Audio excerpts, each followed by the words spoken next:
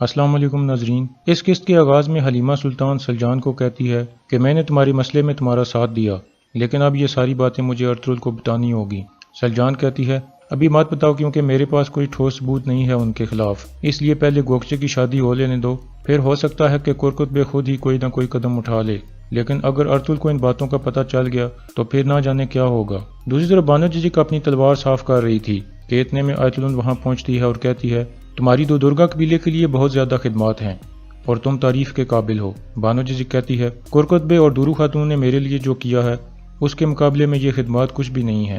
آیت الند کہتی ہے لگتا ہے تم دورو خاتون سے بہت پیار کرتی تھی۔ بانو کہتی ہے ہاں میں کرتی تھی اور دل کی گہرائی سے کرتی تھی، لیکن وہ بغیر کسی بیماری کے فوت ہو گئیں، اس کا مجھے بہت دکھ ہے۔ آیت الند کہتی ہے موت کا کچھ پتہ نہیں ہوتا کہ کب آ جائے، کل دورو خاتون اور آج ہم۔ بانو جی کہتی ہے موت کی طرح آپ کو یہ بھی نہیں پتا ہوتا کہ وہ کس کے ہاتھ سے آئے گی، اللہ ہمیں ان منحوس ہاتھوں سے محفوظ رکھے۔ اس دوران بانو ججک نے ہاتھ میں تلوار پکڑی ہوئی تھی اور غصے کی وجہ سے اس کا ہاتھ زخمی ہو جاتا ہے اور خون نکل آتا ہے۔ آیت الند اسے رومال دیتی ہے جس سے وہ خون صاف کرتی ہے اور پھر وہاں سے چلی جاتی ہے۔ اس کے جانے کے بعد آیت الند اپنے آپ سے کہتی ہے تمہاری موت میرے ہاتھوں سے ہوگی بانو ججک۔ دوسری طرف ارطغرل اور حلیمہ سلطان قبیلے سے باہر ایک جگہ گئے ہوئے تھے۔ حلیمہ کہتی ہے گونجا گل اور گندوگدو کی شادی کا کیا ہوگا؟ ارطغرل کہتا ہے جو لوگ شادی سے پہلے ہمارے خیمے میں چوری کر سکتے ہیں وہ شادی کے بعد کچھ بھی کر سکتے ہیں، اس لیے یہ میری ذمہ داری ہے کہ ضرورت پڑنے پر یہ شادی رکوا دوں، یہ ہمارے قبیلے کے مستقبل کا سوال ہے۔ دوسری طرف گندوگدو گمس تیکن کے خیمے میں جاتا ہے اور کہتا ہے جو بھی ہوا اس کا مجھے بہت افسوس ہے۔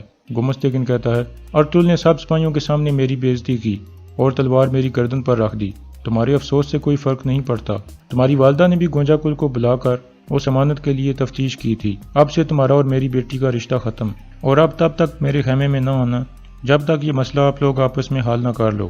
دوسری طرف بانو ججک اپنی زخمی ہاتھ پر پانی ڈال رہی تھی، اتنے میں دوان وہاں آتا ہے۔ بانو ججک کہتی ہے کچھ نہیں ہے دوان الپ، میرا ہاتھ ہلکا سا زخمی ہو گیا ہے۔ دوان کہتا ہے یہ زخم گہرا بھی ہو سکتا ہے، تمہیں خیال کرنا چاہیے۔ پھر دوان اس کی ہاتھ پر پٹی باندھتا ہے اور کہتا ہے اس کو ایسے دبا کے رکھو تاکہ خون زیادہ نہ بہے۔ بانو ججک اس کا شکریہ ادا کرتی ہے۔ دوسری طرف ابن العربی اور گائکلی جنگل میں ایک جگہ موجود ہوتے ہیں۔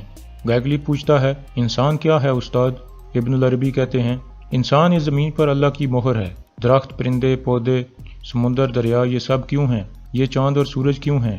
یہ سب انسان کے لیے ہیں۔ اس جہان کی ساری خوبصورتی اور کھیل تماشا سب انسانوں کے لیے ہے تاکہ انسان سکون سے زندہ رہ سکے اور اللہ کا شکر ادا کرے، لیکن انسان ناشکرا ہے، حالانکہ انسان ایک سانس کا محتاج ہے اور اگر یہ نہ ہو تو انسان فوراً گر جائے، لیکن انسان سمجھتا ہے کہ طاقت اس کے پاس ہے، اللہ ہمیں شکر گزار بنائے۔ گائکلی کہتا ہے آمین۔ اتنے میں ارطغرل وہاں پہنچتا ہے۔ گلے ملنے کے بعد ابن العربی کہتے ہیں مجھے بتاؤ تم کن کن جگہوں پر ہو کے آئے ہو؟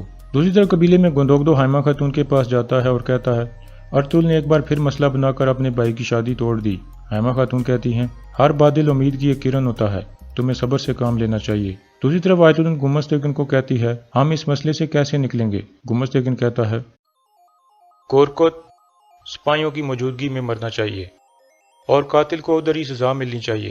قاتل کون؟ بانو ججک۔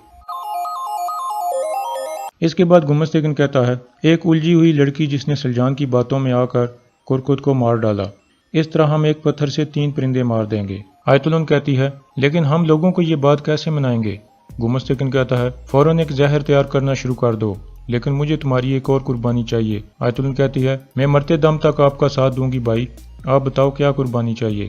گمس تیکن کہتا ہے تمہیں بھی زہر پینا ہوگا، گھبراؤ نہیں، تم تھوڑا سا زہر پیو گی اور حکیم ارطغرل تمہیں بچا لے گا جیسے اس نے کئی دفعہ کرکت کو بچایا ہے۔ اس سے یہ بات ثابت ہوگی کہ بانو ججک تمہیں اور کرکت دونوں کو مارنا چاہتی تھی۔ رات کو ارطغرل اپنے ساتھیوں سے کہتا ہے کہ اب ہم تو درگا اور اس سرزمین سے تنگ آ چکے ہیں، ہم دوبارہ بیزانتین کی سرحد پر جائیں گے، لیکن اس دفعہ ہم اکیلے نہیں جائیں گے بلکہ ان لوگوں کو بھی ساتھ لے کر جائیں گے جو ہم پر یقین کرتے ہیں، ہم آہستہ آہستہ ان کو ہجرت کرنے کے لیے راضی کریں گے۔ پھر ارطغرل عبد الرحمن سے کہتا ہے مجھے تم سے ایک چیز چاہیے، جس طرح میرے والد سلیمان شاہ کی حفاظت کی ذمہ داری تمہاری تھی، اب سے میری والدہ حائمہ خاتون کی ذمہ داری بھی تمہاری ہے۔ عبد الرحمن کہتا ہے میں حائمہ خاتون کے لیے اپنی جان بھی قربان کر دوں گا۔ دوسری طرف گندوگدو حائمہ خاتون کے پاس جا کر کہتا ہے کرکتبے آپ کو بلا رہے ہیں اور گمس تیکن بھی ان کے ساتھ ہیں اور وہ موجودہ مسئلے پر بات کرنا چاہتے ہیں۔ حائمہ خاتون کہتی ہیں یہ مسئلہ ایک ہی صورت میں حل ہو سکتا ہے کہ جس نے مہر چوری کی ہے وہ سامنے آ جائے، ورنہ کوئی بھی ارطغرل کو روک نہیں سکتا۔ پھر حائمہ خاتون کہتی ہیں کہ ابھی ہمیں چلنا چاہیے میرے بھائی نے بلایا ہے، ہمیں ان کو زیادہ انتظار نہیں کرانا چاہیے۔ اس کے بعد وہ کرکت بے کے خیمے میں پہنچتے ہیں۔ کرکت کہتا ہے آپ کے آنے سے مجھے بہت خوشی ملی ہے۔ گمستگین اور ارطغرل کے درمیان ہونے والے ہر واقعے کے بارے میں سب کو معلوم ہے، لیکن میرے خیال میں اس کی سزا گندوگدو اور گنجاگل کو نہیں ملنی چاہیے کیونکہ یہ ایک دوسرے کو پسند کرتے ہیں۔ پھر گمستگین کہتا ہے گندوگدو میرے بیٹوں کی طرح ہے اور یہ ایک بہادر انسان ہے۔ کوئی بھی شخص اسے اپنی بیٹی سونپ کر فخر محسوس کرے گا، لیکن یہ مسئلہ دو سردار خاندانوں کے درمیان ہے، اس لیے جب تک ارطغرل خود آ کر مجھ سے معافی نہیں مانگتا تب تک گندوگدو کو اپنی بیٹی سونپنا مناسب نہیں ہے۔ پھر تیوتیکن بولتا ہے کل میری اور گوکچے کی شادی ہے، اس لیے میں نہیں چاہتا کہ غم کا ماحول ہو، لہٰذا آپ فیصلے پر دوبارہ غور کریں گمستگین بے۔ آیت اللہ کہتی ہے تیوتیکن صحیح کہہ رہا ہے، آپ کو ایک دفعہ اور سوچنا چاہیے رات کو۔ پھر کرکت کہتا ہے کل شادی کا دن ہے، اس لیے ایسے دن ہمیں ایک دوسرے کے لیے اجنبی بن کر نہیں رہنا چاہیے۔ گمستگین کہتا ہے میں گونجا گل کو روتا ہوا چھوڑ کر آیا ہوں ابھی، میرے لیے یہ فیصلہ آسان نہیں تھا، لیکن ارطغرل کے الفاظ ہضم کرنا میرے لیے ناممکن ہے۔ کیا ایسا نہیں ہے سنگر تیکن بے؟ سنگر تیکن کہتا ہے ابھی تک یہ نہیں دیکھا گیا کہ ارطغرل نے کبھی کوئی غلطی کی ہو، لیکن میری دعا ہے کہ اس دفعہ وہ غلط ہو۔ پھر حائمہ خاتون کہتی ہیں ہم یہ فیصلہ اس وقت کریں گے جب یہ پتہ چل جائے کہ ارطغرل صحیح ہے یا غلط، کیونکہ جیسا کہ گمستگین نے کہا ہے یہ مسئلہ دو سردار خاندانوں کے درمیان ہے، اس لیے سچ سامنے آنے تک ان کی شادی نہیں ہو سکتی۔ اس کے بعد سب اپنے اپنے خیموں میں چلے جاتے ہیں۔ واپس آ کر گندوگدو حائمہ خاتون سے کہتا ہے آپ ایسا کیسے کہہ سکتی ہیں والدہ؟ حائمہ خاتون کہتی ہیں یہ شادی ہمارے لیے خوشی نہیں لے کر آئے گی جب تک کہ مہر چوری کرنے والا سامنے نہ آ جائے۔ اتنے میں ارطغرل بھی وہاں آتا ہے۔ گندوگدو اسے کہتا ہے اب تم خوش ہو بھائی، تمہاری خواہش پوری ہو گئی ہے، تم نے ہمارے قبیلے کو مصیبت سے بچا لیا ہے، اللہ کرے کہ آپ لوگوں کا فیصلہ صحیح ہو بھائی۔ اس کے بعد حائمہ خاتون ارطغرل سے کہتی ہیں اب تک میں تمہاری باتوں پر غور نہیں کرتی رہی اور تم ہمیشہ صحیح ثابت ہوئے، اس مسئلے پر میں تمہاری بات سنوں گی۔ جب تک مہر چوری کرنے والا شخص سامنے نہیں آ جاتا میں گندوگدو اور گونجا گل کی شادی نہیں ہونے دوں گی، لیکن اگر تم غلط ہوئے تو ہم ان کا سامنا کیسے کریں گے؟ کل گوکچے کی شادی ہے، میں مزید کوئی مصیبت نہیں چاہتی۔ ارطغرل کہتا ہے میں سمجھ گیا والدہ۔